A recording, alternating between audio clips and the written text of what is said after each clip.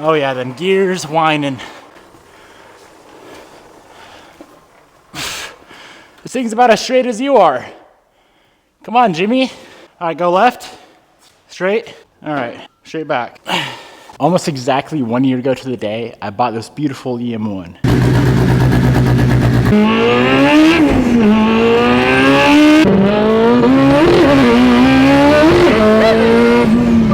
What the frick? This thing is an absolute animal. I drove it 3 times. My buddy Josh Bader and I were out ripping, and I happened to scatter the T-case. So here's our problem. She's now a front wheel drive car. This thing's a beast front wheel drive. Look at this.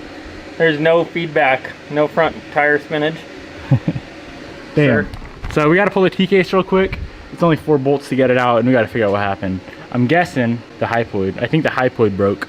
That was the only thing that was factory in this anymore. It was cryo treated, and it had IAG transfer gears in it, but I don't know. IAG. Look at we were just talking about this. PPG, sorry. So I don't think IAG makes anything for Hondas. Well, it shouldn't be too much carnage. Hopefully the trans is fine. If the T-case is shot, I don't care. I guess spinning is better than not spinning. Yeah. That would be a bad day. I had a big moment. The thing's awfully shiny. Someone RTV'd her together, you noob. I didn't put that in there. That came pre-assembled. I bought this trans lightly used, guys, so it already had the T-case in it. I don't want to drop it into the pan and then all the oil goes everywhere. Then all your fluid everywhere? That'd be fun. Is that spacer a separate piece, I think? No, I think it comes with the T-case. You ready? Ready. I don't see any chunks. I don't see any chunks or anything. Let's see if we got a complete gear. Yeah, that looks good. That's a good day right there. Take it to the bench. Hey, Josh. Well, that's a problem. I think we done broke it. I think we did. There's a little bit of material. By the way, you guys know he's not the fat ass. I'm the fat ass. The pizza in the background. Yeah, that's pretty broken. Nice. I'm gonna go if you need a hypoid. Oh my, how big was this thing before? It was that big. Look at all the chunks. Yeah. I didn't realize they were that big. All the way up to there. Yeah, it's sheared everything off. That's a lot of power. Let me give you guys a quick breakdown. A simple breakdown of this build before we get to work. So it is a 2000 EM1. It is, of course, all-wheel drive converted, JBR sleeved O-ringed aluminum rod K20 block, straight fabrication turbo kit, full custom everything, custom manifold, custom hood exit. That is a Precision Next Gen 7385 with a 115 stainless housing, Gatto 8 injector manifold, ID 1700 primaries, ID 2000 secondaries. That is a Quaife sequential transmission with an M factory LSD. What else? It's on a Haltech Elite 2500, and that's the gist of it. It is pretty wild to think I've already had this car for over a year. It's been exactly, well, 1 year and 4 days. Today is May 10th. I bought this car from Josh on May 6th of last year. Today, we are gonna pull the engine and the transmission. The T-case is already out of the car as I grenaded the hypoids inside the T-case, and I've decided it's finally time to get this thing back on the road. Very, very, very excited. I think the most amount of power this car's ever made was high 900s. It's capable of quite a bit more. You know what? I'm gonna call Josh real quick. Let's see what it's made.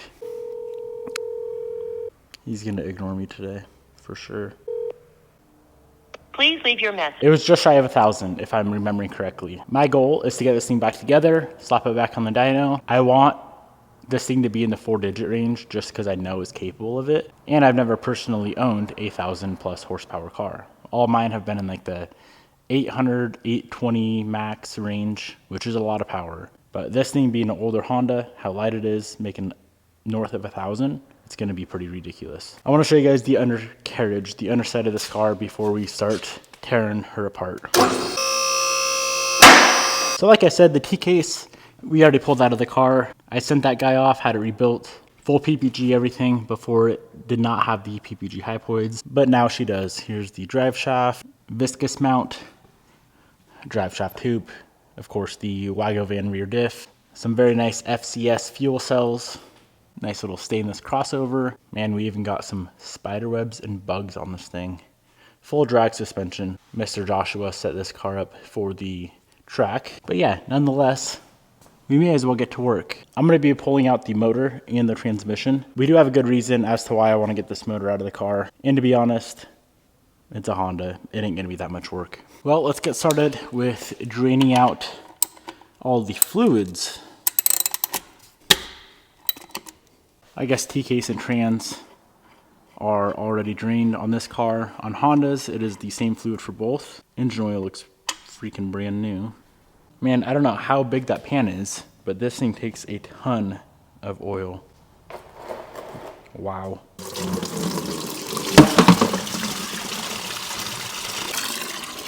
All right, let's get these axles out of the way while the rest of this fluid drains out.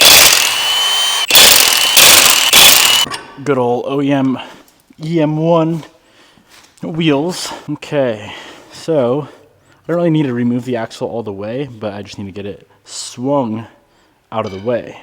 So if we pull off this lower ball joint nut right here, that should allow us to do what I want. Swing the axle out of the way.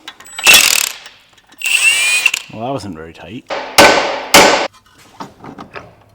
Okay, still gonna be in the way? Maybe.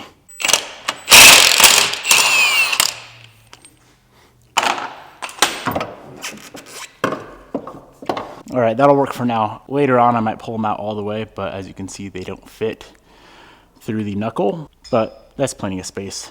As I'm working, I'm trying to decide, is it gonna be easier to go out the bottom, like I usually do with all the other cars, or do it like a Subaru and pull it out the top? Honestly, it looks like I can just drop it right out the bottom without touching the subframe, which is going to make it super simple. If I knew this car, I think we could get the motor and trans out in like 30 minutes.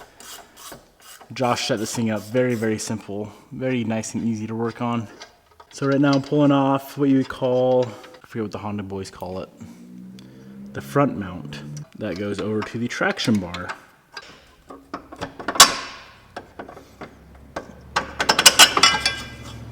To be frank, from underneath the car, that is about all that we need to remove. Axles, drain the fluids, disconnect radiator. Let's lower this thing down and pull out some stuff from up top. I got a very late start, and I definitely was not anticipating getting the drivetrain out. But it looks like that may very well happen. Motor and trans may be on the ground tonight. That would be great.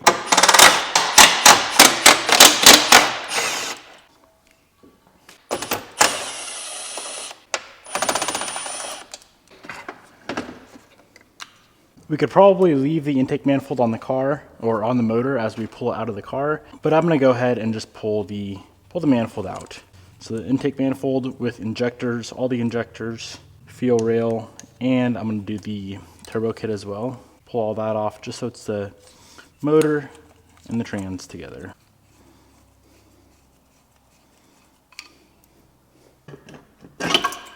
Alrighty, intake manifold is removed. And that gives us access to a bunch of wiring. Much, much, much easier to work on now with that guy off. So I'm glad we pulled it. So from here, I'm gonna move on to the turbo kit, starting with the exhaust, the hood dump, the wastegate dump, and then we could pull the turbo itself. Manifold, I probably will leave on the car.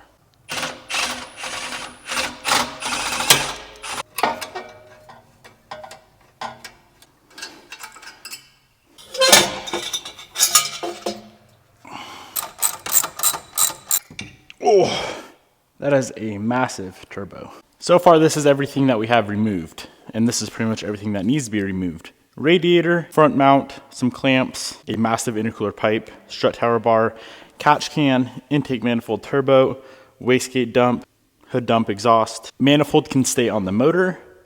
That'll clear fine.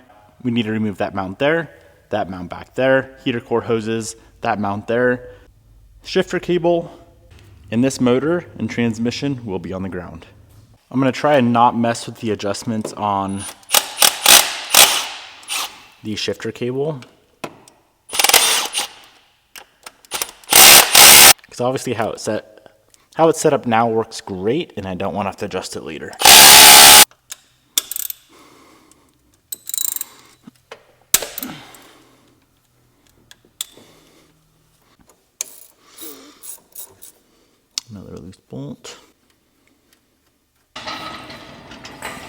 All right, we are ready. I have 2 mounts left, driver and passenger mount, and that is it. Everything else, well, and the reverse cable.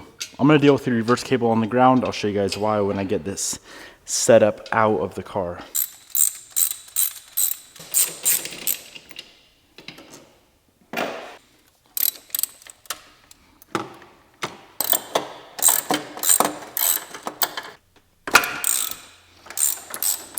All the bolts are out. We should be able to just lower this motor and trans down, just like an Evo.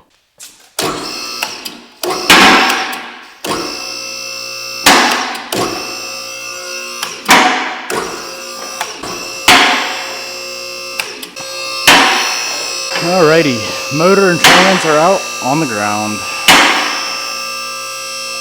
So we got the power plant chilling on the ground here. This reverse cable right here for the sequential was a little bit interesting. So I decided to leave that connected and disconnect it while it was on the ground. Got that all sorted out and we're good to go. Very, very, very excited to get this thing back on the road. Like I said, man, it's been a year and 4 days since I bought this car. It was probably, I wish I could find the video where I actually scattered the T-case. It's very, very likely it's exactly 1 year ago. Next video, I plan on pulling the trans off the engine. We need to go through the entire sequential transmission, make sure there's no gunk or broken gears or anything going on with the trans.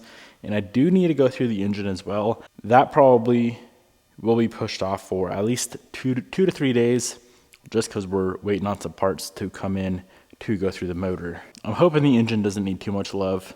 I know it needs a couple things here and there, a couple leaks fixed, the head pulled off, just kind of gone through, bullets out of the car, just to confirm that this thing is ready to go. Well, friends, that is going to be a wrap on today's video. I hope you guys enjoyed. I know a lot of you guys have been eager to see this car back on the road. I've also been very, very eager to get it back on the road, but with all the Evo projects and Subaru projects and all that jazz going on, it's been tough to make time for Hondas, but I did, and here we are. Hope you enjoyed.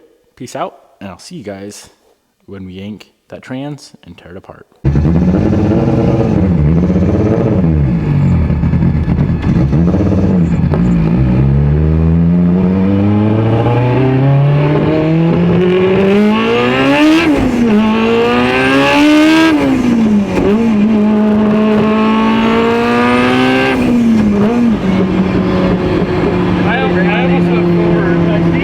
I told you, it's like your instinct is to go forward. Like second gear.